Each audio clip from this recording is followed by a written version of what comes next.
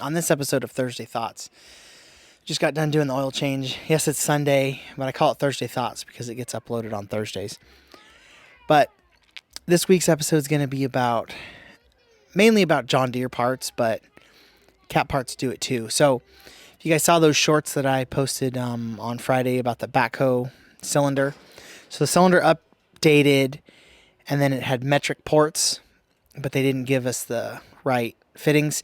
And then I got the right fittings, and it was the right part number on the bag, but it was the wrong fitting in the bag.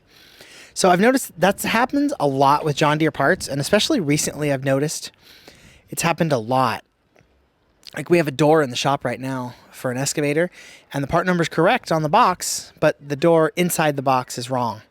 So it's like I don't know who's supposed to quality control this or what, but so the door, then that fitting, the part number on the fitting was correct, but the fitting was the wrong one in the bag.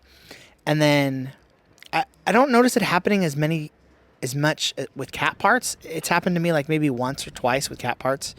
It seems like John Deere parts it happens all the time that they're just not the correct ones. There was one time that I was working on a 210 skip loader, and it needed a radiator. So I ordered a radiator, and I don't really open the box because it's supposed to be correct. I get to the customer's place, pull the radiator on his 210, and I noticed that the new one looks different. They welded the brackets on the new one on backwards, so it wouldn't fit. Like it would fit, but it wouldn't bolt up. So then we were going to order another one, but then they do a DTAC case. We had them do a DTAC case to check the check the inventory check. 7 of the radiators were backwards. And it's like, I don't know, like who's supposed to be quality controlling that at John Deere? It happened to me too on it was a 644. I had to do an engine harness. It was like an old one, maybe a tier 3. I had to do an engine harness, and I ordered the part. You can look at it, but you can't really tell 100%. So I get out there and I pull the old harness off, and I'm like, wait, something's not right about this. It was totally the wrong harness, but it was the correct one, the correct part number. So it's just like, especially that job on Friday, like, man, that was really frustrating because once I had all the correct parts, it took me like 45 minutes to put that cylinder on, but I had to go to the dealer 3 times.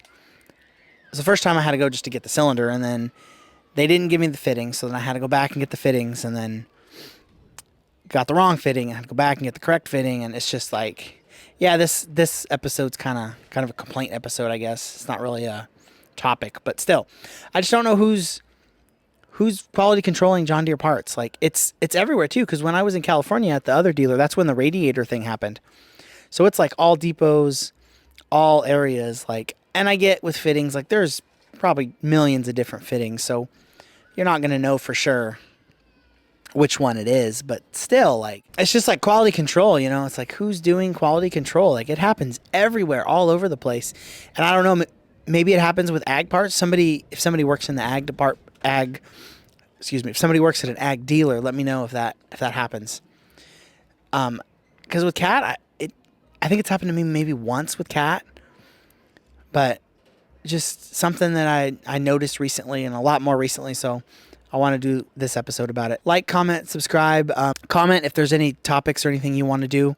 So hopefully the wind wasn't too bad and background noise wasn't too bad. So I'll check it out and see. Thanks for watching.